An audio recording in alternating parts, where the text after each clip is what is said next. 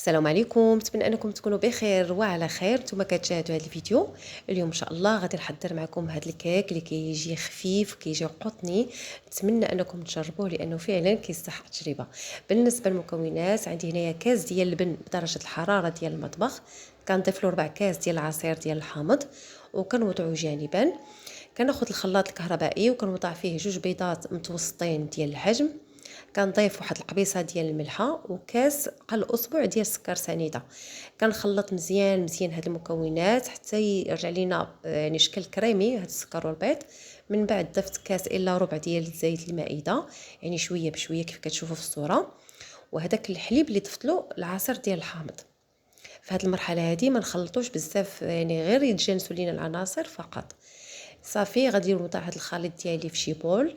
من بعد غادي نضيف القشور ديال الحامض وواحد الفاني. بالنسبه للمنسمات كيبقى لكم الاختيار. كنضيف الطحين، كنضيف شويه بشويه. كنضيف الاول 2 كيسان ديال الطحين فورس وجوج خمارات من وزن 16 غرام. من بعد عاد غادي نشوف واش غادي نضيف نص كاس الطحين اللي بقى لي ولا لا.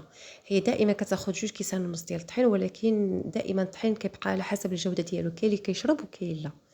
بالنسبه لهاد الكيك هذا دخلت لي 2 كيسان ونص ديال الطحين. بالنسبه لنوعيه الطحين اللي استعملت هو الطحين العادي يعني ديال العبار. صافي هذا هو القوام ديال الكيك كيف كتشوفوا، يعني ما ثقيل اما خفيف. خديت المول دهنته بالزبده ورشيته بالطحين، خوت فيه الخليط ديال الكيك ودخلته الفران اللي كيكون بارد وشالت عليه العافيه مهيله بزاف. من بعد 45 دقيقه كان الكيك ديالنا واجد. هذا هو الشكل ديالو النهائي كيف كتشوفوا، كيجي غزال بزاف، كيجي خفيف خفيف يعني بحال الريشه مهوي. راه مازال سخون. صافي دهنته بالمربى وزينته بكاوكاو محمر ومهرمش. وان شاء الله غادي نقطع معكم واحد الطريف باش تشوفوا الشكل ديالو من الداخل كيف كيجي. نتمنى انكم تجربوا لانه فعلا كيستحق التجربه. والسلام عليكم ورحمه الله تعالى وبركاته.